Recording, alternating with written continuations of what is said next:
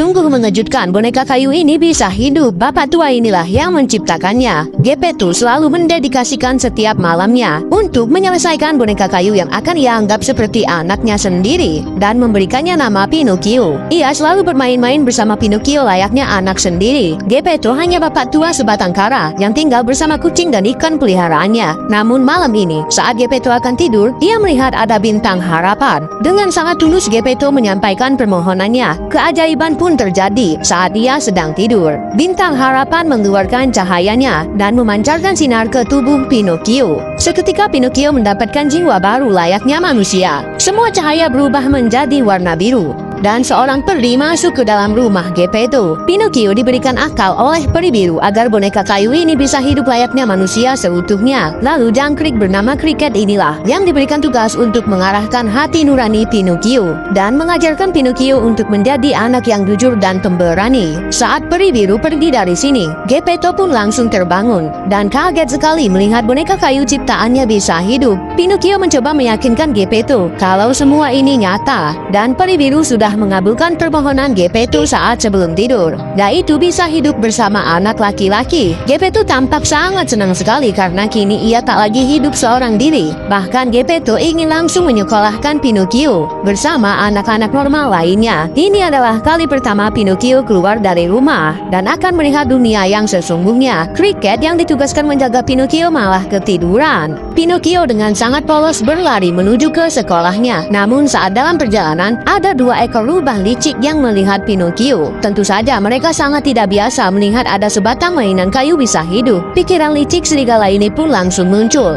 dan akan menjual Pinocchio. Mereka pun langsung mencegat Pinocchio dan membujuknya untuk ikut dengan mereka. Pinocchio yang masih sangat polos tentu saja sangat mudah termakan rayuan para serigala ini yang menjanjikan Pinocchio akan menjadi sangat terkenal di pertunjukan boneka. Namun untung saja Cricket cepat menemukan Pinocchio dan menggagalkan aksi penculikan para serigala ini. Hampir saja Pinocchio terculik saat hari pertamanya keluar rumah. Akhirnya Pinocchio pun segera menuju ke sekolahnya. Cricket tidak bisa ikut bersama Pinocchio ke dalam kelas karena serangga sangat dibenci di sekolah. Tapi ternyata kedua serigala licik tadi masih mengikuti mereka dong. Pinocchio diusir dari sekolahnya karena ia dianggap anak aneh. Penjaga Pinocchio pun malah dijerat oleh dua serigala licik yang ingin menculik Pinocchio. Tentu saja Pinocchio sangat kecewa karena ternyata sekolah membenci dirinya. Maka dari itu, kedua serigala licik ini memanfaatkan hati Pinocchio yang hancur untuk membujuk Pinocchio ikut bersama mereka. Cricket tidak bisa berbuat apa-apa sebab ia masih terjebak di dalam toples. Pinocchio pun akhirnya dijual ke seorang ahli pertunjukan boneka. Pinocchio pun akhirnya tampil di depan penonton. Awalnya Pinocchio sangat takut, namun akhirnya penampilannya sangat memuaskan. Bahkan banyak penonton yang memberikan uang kepada mereka. Setelah selesai pertunjukan, Pinocchio malah dimasukkan ke dalam kurungan oleh pemimpin pertunjukan yang sangat bengis. Ternyata Pinocchio dijebak dan hanya dimanfaatkan untuk menghasilkan uang yang banyak. Ayah Pinocchio sangat panik karena Pinocchio tak kunjung pulang. Pinocchio sedang dikurung di dalam kereta ini. Ia sangat kecewa dengan manusia, sehingga saat ada yang akan menolongnya, Pinocchio tak percaya lagi. Akhirnya boneka kayu lainnya pun dimainkan untuk merayu Pinocchio. Namun belum sempat Pinocchio ditolong, pria jahat ini muncul lagi dan memarahi Pinocchio. Semua celah dalam gerbong kereta ini dikuncinya untuk memastikan tidak ada lagi yang mencoba menolong Pinocchio. Teman Pinocchio yang sedang terjebak di dalam toples ini tak sengaja melihat kereta yang membawa Pinocchio lewat di depannya. Beruntung sekali ada batu yang menghantam toples yang mengurungnya, sehingga Cricket bisa keluar dari sana dan langsung terbang masuk ke dalam kereta Pinocchio. Betapa senangnya Pinocchio saat melihat Cricket sudah datang menolongnya. Sementara ayah Pinocchio yang berada di rumah masih sangat panik karena Pinocchio hilang. Di tengah hujan badai, sang ayah keluar mencari Pinocchio ke sekolahnya. Teriakannya sama sekali tidak ada jawaban.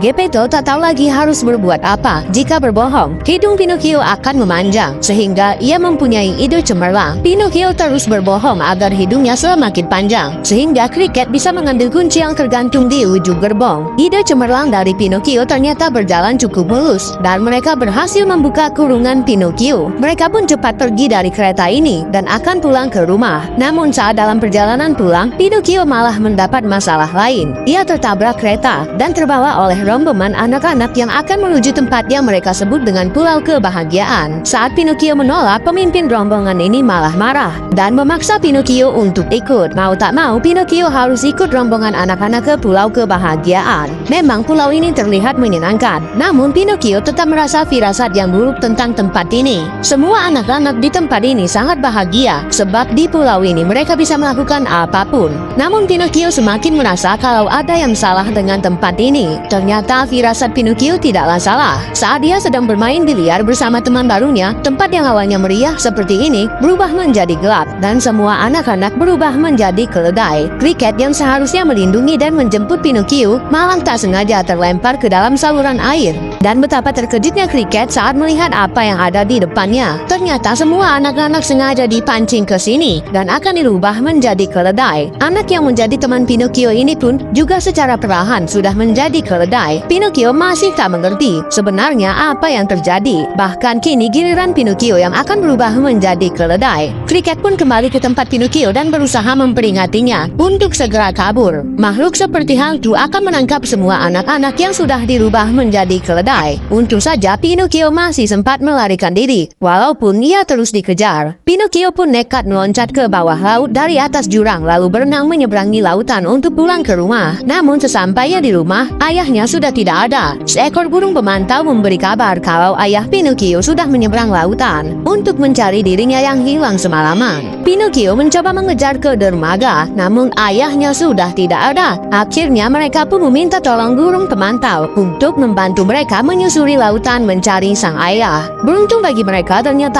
ayah mereka belum terlalu jauh. Sang ayah pun akhirnya menyadari kalau Pinocchio sudah mengejarnya dan ayah pun langsung berbalik arah. Seekor paus raksasa keluar dari dasar laut melahap Pinocchio dan ayahnya. Setelah kenyang, paus ini langsung tertidur. Namun untung saja Pinocchio dan ayahnya masih tertahan di dalam mulut paus ini. Cricket mencoba masuk melalui sela-sela gigi paus ini, namun tak ada jalan sama sekali. Pinocchio pun terpikirkan satu ide untuk keluar dari mulut paus ini. Ia membuat api dari kakinya, lalu sang ayah langsung menyalakan api dengan menggunakan minyak yang ada di dalam lenterai miliknya. Setelah api cukup besar dan mengeluarkan asap tebal, paus ini pun membuka mulutnya. Mereka pun langsung menggunakan kesempatan ini untuk keluar, karena paus ini juga akan batuk. Tipis sekali mereka bisa keluar sebelum mulut paus kembali tertutup. Namun saat mereka sudah keluar, kapal milik ayah malah hancur. Lalu Pinocchio dan ayah terpisah karena ayah tersapu ombak. Untung saja Pinocchio cepat datang dan menolong ayahnya. Paus raksasa kembali mengamuk dan Pinocchio masih berada di tengah lautan. Ia pun langsung cepat-cepat berenang sambil mendorong kapal yang sudah terbelah menjadi dua. Pinocchio berenang dengan sangat cepat layaknya mesin kapal yang dapat melaju dengan kencang. Namun paus ini juga sangat cepat sehingga sedikit lagi mereka akan termakan. Pinocchio pun langsung mengerahkan semua kekuatannya dan berhasil masuk ke dalam gua sempit sebelum termakan oleh paus mengerikan ini. Pinocchio pun terkapar di pinggir pantai. Namun saat dia sadar dan melihat ayahnya, Pinocchio sangat terpukul karena ayahnya sudah tak sadarkan diri. Lagi-lagi Pinocchio menunjukkan keajaibannya saat dia menangis dan air matanya terjatuh tepat di atas wajah ayahnya. Seketika sang